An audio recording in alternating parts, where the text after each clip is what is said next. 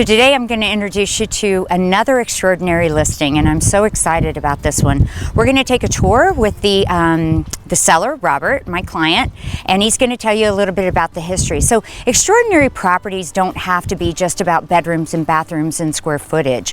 It could be about the property's history, which this is a story that needs to be told. The house was built in the 1840s, and the property was owned by a family by the name of Jesse Peak, and he was a Revolutionary War soldier and captured by the British and Indians during the war, and spent 2 years in a prison camp. And as a result, both he and his father and brother were granted 1,000 acres of land in Kentucky as a reward for their effort in the Revolutionary War. They took title to this land right after Kentucky became a state in 1795. This is not the way the house looked when I bought the property. It was much larger. It had 2 additional bedrooms, a bathroom, and what they called a pump room, because their water supply was provided by rain, and they captured the water in a cistern. This property was part of the Underground Railroad before the Civil War. There actually was a room built above the kitchen that only had a trap door up to it as access, and it would hold 2 people. The thing that's interesting about this one is that there are no nails. It is all pegged together. And you can see that on the corners. Right. The pegs are driven from one level of log to the other. And some of these logs were enormous in size. The one that goes across the top of the upstairs windows is 25 feet long, and it's a 12 by 18 inch log. Let me tell you a little bit about this barn. It was built in 1890. It's what they call a locust tree pole barn. There are 18 locust trees that support this barn. It's 2,000 square feet.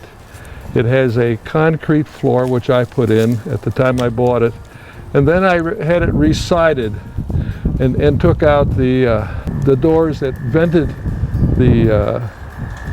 so the tobacco could dry, and I put in a rough cut random width board to seal it off so it is suitable for horses.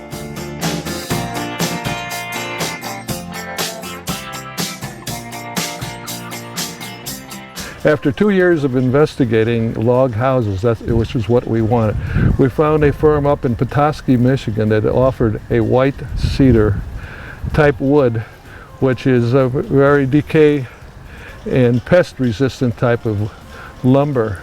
So we contracted for the house, and the inside of the house is a white pine shiplap 6-inch board furnishings. The entire house is made of white pine paneling on the inside. It actually took 17,000 board feet of white pine lumber in order to finish the inside of the house. The house has 24-foot ceilings in the living room, cathedral type ceilings. It has a limestone fireplace. It goes through the whole center of the house. That's exactly right. It's a 70 ton. We measured it. There's 5 skylights. There's 2 in the kitchen, 2 in the bedroom, and 1 in the dressing room. And 2 level deck. It's about 2,000 square foot deck plus a large porch on the west side. We get cool breezes both from the west and the south.